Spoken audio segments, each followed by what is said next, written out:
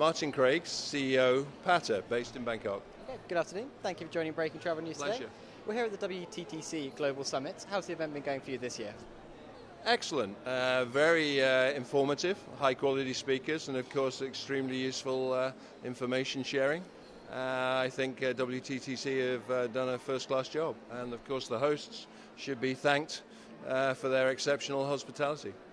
Pata is quite closely linked to the WTTC following a deal a couple of years ago. Would you mind just bringing us up to date with that? Certainly. I'm happy to make clear to your viewers that Pata, WTTC, UNWTO, IATA, and several other global travel organizations agreed at the end of 2011, just when I actually started this job, that it would be better for the industry to speak with one clear voice on aligned advocacy issues.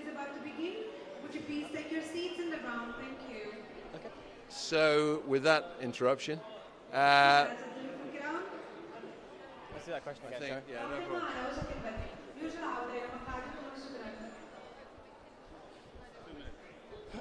Stop me when it's gone on too long.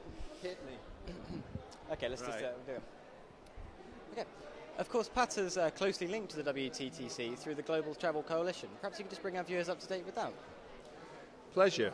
The concept started in my first month as CEO of Pata when David Scousel and Talib very kindly welcomed me to the club, and we talked in London at the World Economic, at WTM, that it would be a very appropriate move to have better aligned advocacy and messaging on behalf of the entire travel and tourism chain.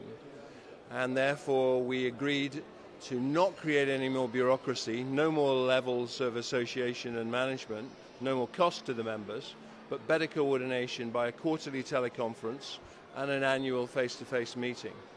And the name, or the acronym, has evolved into GTAC, Global Travel and Tourism Association Coalition. So hopefully an easy acronym to remember, GTAC.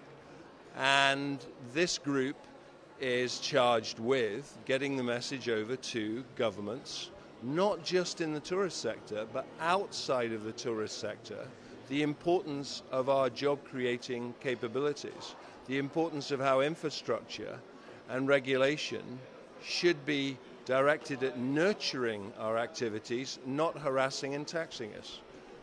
Still early doors, but how has that agenda been coming across with governments around the world? Well, I think it's had a major success in making the European Commission realize that EU ETS was never going to fly. And if the Brussels bureaucrats were a little better at listening than speaking multiple languages, that might help everyone, because they've wasted a huge amount of European taxpayers' money trying to impose a scheme that a first-level university history graduate would tell them would never have worked. Do they seriously think they were ever going to get China to agree to allow them for extraterritorial tax? You only have to know first-level knowledge of history to realize that is absolutely obnoxious and unacceptable to China, given the neo-colonial past. So people in the EU need to know a little more about history than language. Well, I see we're being called back into the conference, so thank you very much for your time. And thank you. Pleasure.